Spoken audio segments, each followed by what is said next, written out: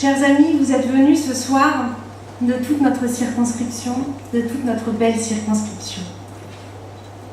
Des bords de l'océan, au sillon de Bretagne, cher Frédéric, de l'estuaire à la Brière, cette circonscription est finalement un petit morceau de France, avec ses quartiers, ses villes, ses bourgs et ses villages, avec ses espoirs, ses souffrances et ses rêves aussi, avec ses salariés, ses travailleurs, ses créateurs, ses artistes et ses agriculteurs, avec ses chefs-d'œuvre, ces machines que nous construisons ici, chez nous, ces machines qui parcourent les airs et les océans du monde entier, qui transforment le vent en énergie pour tous nous faire avancer, avec ces femmes et ces hommes, ces jeunes et ces aînés, ses parents et ses enfants, avec une histoire qui s'entremêle avec chaque épisode du destin de notre pays.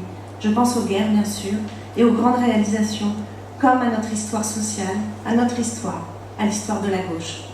Notre gauche, c'est une gauche des villes et une gauche des campagnes. Elle est des champs, des start-up et des usines. Notre gauche, elle vient du monde du travail, à travers toutes ces réalités. Notre gauche, elle est un peu CGT, un peu CFDT. Elle est toujours citoyenne et humaniste. Et elle est de plus en plus écolo, et c'est important. Elle est communiste, elle est radicale parfois. Elle est socialiste bien sûr. Elle est même un peu catho parfois, mais elle est surtout très très laïque. Elle répond, notre gauche, au nom de Fernand Pelloutier, avec les bourses du travail. Elle s'appelle Pierre Lorange, ce sont les bibliothèques municipales, les universités populaires. Elle s'appelle Aristide Briand, avec la laïcité, avec la loi de 1905.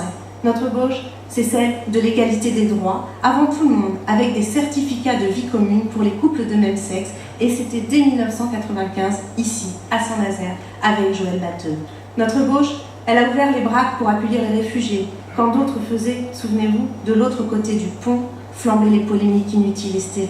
Notre gauche, c'est la gauche du concret, la gauche du réel, la gauche de l'action, à Saint-Nazaire, avec David Samzin, au conseil départemental, avec Philippe Grosvalet, à Trignac maintenant, avec Claude Aufort et dans toutes nos communes. Ce sont nos parlementaires, Yannick Vaugrenard et Marie-Odile Bouillet, qui défendent nos valeurs et notre territoire, avec patience et une grande obstination. Et permettez-moi de remercier en votre nom à toutes et à tous, tout particulièrement notre députée, Marie-Odile Bouillet, pour tout le travail que tu as fourni à l'Assemblée nationale ces dernières années, mais aussi pour ta très très grande proximité ici, sur le terrain, sur la 8e circonscription de Loire-Atlantique. Marie-Odile, on a eu beaucoup de chance de t'avoir comme députée, et au nom de toutes celles et tous ceux qui sont dans la salle ce soir, merci, merci à toi.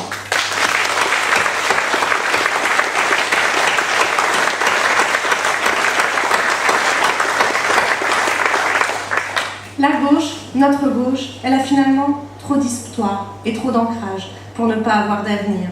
La gauche, je crois qu'elle vivra. Elle vivra tant qu'il y aura dans le cœur d'un seul homme ou d'une seule femme la flamme, la conviction, l'ambition, la volonté de dire que l'on ne peut pas laisser prospérer les injustices et les inégalités. Alors, eh bien, c'est la voix de cette gauche que je veux porter avec authenticité, sincérité et efficacité. Je sais bien que la dernière élection présidentielle a montré la fatigue démocratique et sociale dans notre pays. Les débats d'idées ont été pollués par les sondages et les affaires. Une France souffre. Il y a un sentiment de désespoir et d'abandon chez beaucoup de Français et de Françaises que nous rencontrons au quotidien. Cette alarme, elle sonne de plus en plus fort. Et s'y habituer serait une faute très grave. Parce que les nationalistes, les racistes, il faut le dire, les extrémistes de l'intolérance et de la haine, eh bien ils sont en embuscade. Jamais nous ne devons nous habituer au discours de ce parti qui toujours jette en pâture le musulman ou l'étranger face à toutes les crises. Nous ne laisserons pas ce monsieur Boucher, qui tolère à la rigueur les musulmans quand ils sont des dictateurs arabes, devenir le représentant de notre circonscription. Nous ferons tout, tous ensemble, pour que ces menteurs qui distillent des fausses informations pour vicier la démocratie, qui n'ont que l'exclusion et la défiance comme projet, nous ferons tout pour qu'ils reculent, parce qu'ils sont un danger grave pour l'Europe et pour notre République. Et même fragilisé par l'irresponsabilité de certains, le Front républicain des citoyens a tenu bon une fois encore.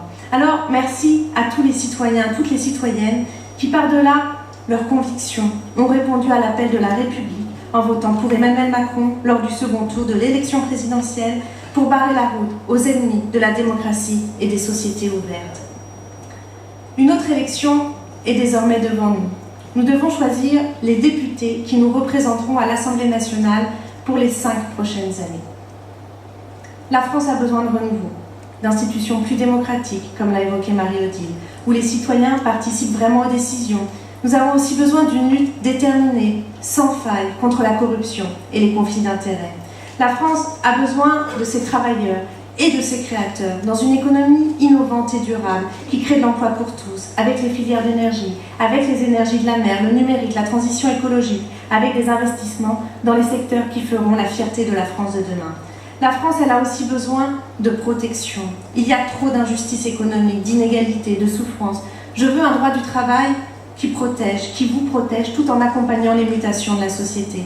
Un travail détaché, mieux encadré, parce que ce n'est pas normal que les abus soient si nombreux, parce que la concurrence et la pression contre les droits sociaux qui sont derrière les différences de cotisation sociale de deux travailleurs qui font côte à côte exactement le même boulot, le même métier, ce n'est tout simplement pas acceptable. Je veux des services publics forts, efficaces, dans nos quartiers et nos bourgs, la poste qui recule, l'hôpital où les logiques comptables font beaucoup de mal. Nous devons retrouver un État qui sait apaiser les souffrances et réduire les fractures partout sur notre territoire.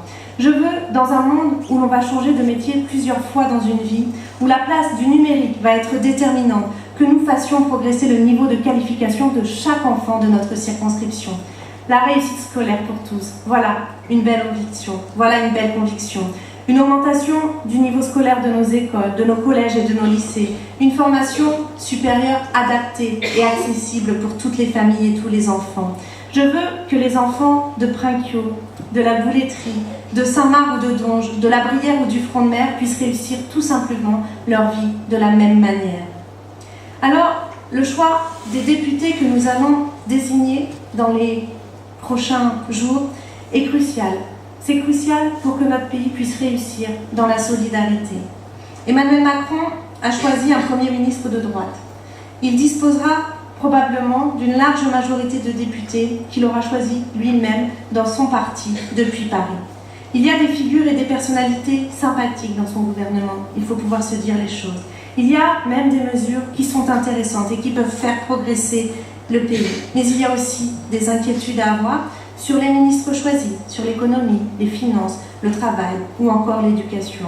Et puis, il y a aussi des candidats à la députation qui sont censés voter la loi, faire la loi, l'évaluer et contrôler l'exécutif, et qui ne disent rien, rien de leur engagement, rien de leur perception du territoire, de la société, rien sur leurs convictions ou de leurs engagements.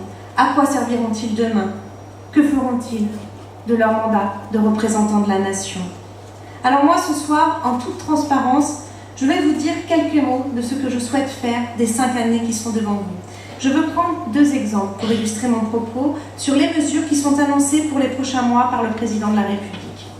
Une loi de moralisation de la vie publique et politique. Nous en avons grand besoin et c'est très bien d'aller dans ce sens. Nous avons des propositions d'ailleurs que nous avons travaillées dans le cadre des ateliers citoyens et législatifs que je porte, que nous avons construit ensemble et que je souhaite porter demain dans le débat parlementaire. Alors je soutiendrai ce qui va dans le bon sens et je serai vigilante, contributive, constructive pour améliorer ce texte en intégrant notamment la question des lobbying qui me tient particulièrement à cœur, en intégrant aussi la question du financement des campagnes électorales par exemple, parce que c'est très lié à la question du lobbying et de l'indépendance du pouvoir politique. Autre exemple, la fiscalité. Entre nous, croyons-nous vraiment que ce soit l'urgence de supprimer l'impôt sur la fortune pour les foyers qui possèdent de grands patrimoines financiers et en action, alors que par le même moment, on nous parle de l'augmentation de la CSG pour les retraités? Je crois tout simplement que ce n'est pas acceptable. Alors, posons-nous une question. Sur ces sujets, comme sur tous les autres, dans quel sens iront les choses s'il n'y a plus de députés de gauche pour demander ces garanties, pour améliorer ces textes, pour protéger les Français et les Françaises qui en ont le plus besoin? Je crois que le risque qui est devant nous, c'est le virage à droite. Alors je vous le dis, il faut rééquilibrer cela. Et si vous voulez que la politique menée soit plus influencée par la gauche, alors c'est assez simple, il faut envoyer des députés de gauche à l'Assemblée nationale. Et je veux le dire avec force ce soir, parce qu'il y a un risque important. Le risque, il est devant nous, c'est celui de la disparition totale de la gauche demain à l'Assemblée nationale. Est-ce cela que nous voulons? Je ne le crois pas. Chers amis, dans cette campagne, je rencontre tous les jours des électeurs qui ont pu voter Macron, Hamon ou Mélenchon. et je leur tiens tous le même langage. Vous êtes de gauche? Voulez-vous que des députés continuent à défendre notre patrimoine et nos valeurs et inscrivent leur combat dans l'histoire de la gauche, les congés payés, les grandes conquêtes sociales, l'égalité des droits? Ou voulez-vous faire un chèque en blanc en faisant disparaître cette communauté de valeurs pour 5 ans de l'Assemblée nationale?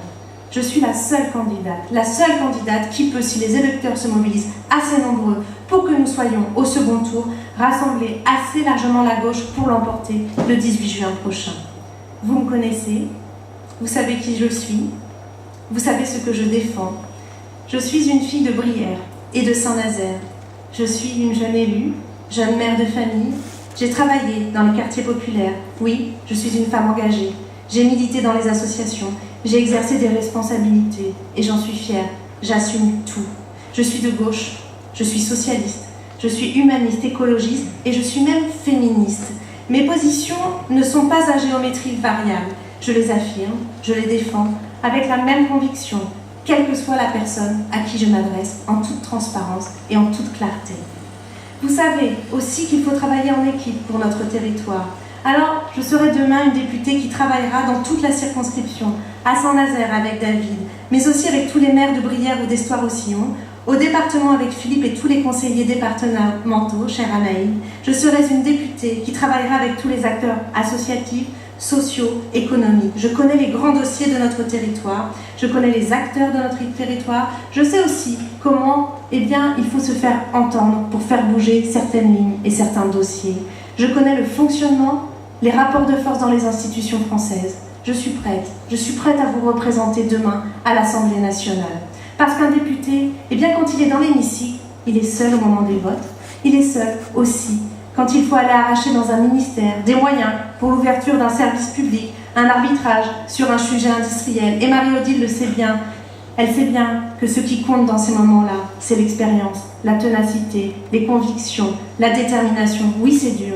Oui, c'est difficile. Oui, c'est exigeant d'être député. Et oui, il faut être prêt. Alors, la question que nous devons nous poser ce soir, c'est finalement quel député voulons-nous demain à l'Assemblée nationale pour nous représenter? Je veux être la députée de chacun.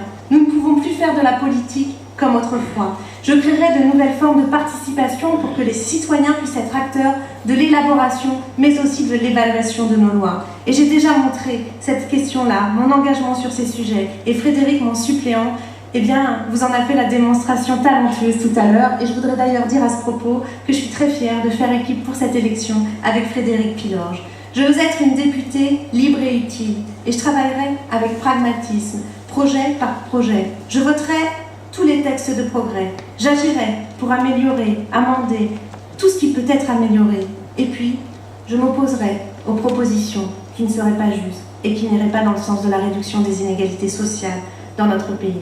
Je veux être une députée de proximité qui assume pleinement son rôle. Nous sommes les militants et les militantes d'une terre où la gauche a su rester ce que l'on a aimé d'elle, finalement une gauche humble et accessible. Mon engagement, c'est de porter toujours, inlassablement, les valeurs de la République française. Liberté, égalité, fraternité, laïcité, solidarité et les valeurs de justice sociale. Voilà les valeurs, voilà le positionnement que je souhaite prendre demain à l'Assemblée nationale. Au stade de ces rencontres, je ne serai pas plus longue. Vous avez un document qui présente mes positions sur beaucoup de sujets et je souhaite maintenant pouvoir laisser place aux questions, aux échanges pour être toujours dans la proximité, la transparence et la clarté à vos côtés. Je vous remercie.